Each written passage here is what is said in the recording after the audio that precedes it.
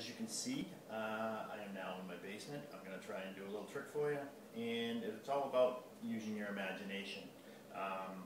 People can use their imagination to be anything they want to be, and so can everyday objects.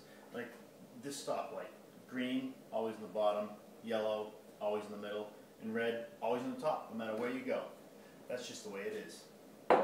But if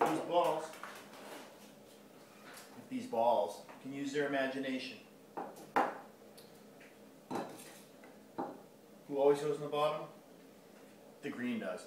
Always. That's just the way it is. Who always goes in the middle? The yellow. That's just the way it is. And who always gets stuck on top? It's the red ball. And you know what? He wants to be on the bottom. He wants to be number one.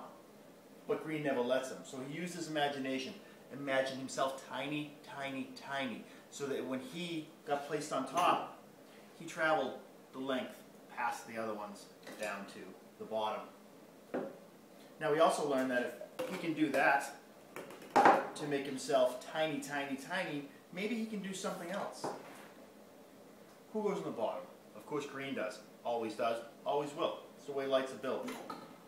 Who goes in the middle? The yellow, the yield. He loves it there. Who goes on top? The red one. The red one that we determined doesn't want to be there. He learned that if he can make himself tiny, tiny, tiny to travel to the bottom where he wants to be, maybe he can do something else. Maybe he can teach himself to become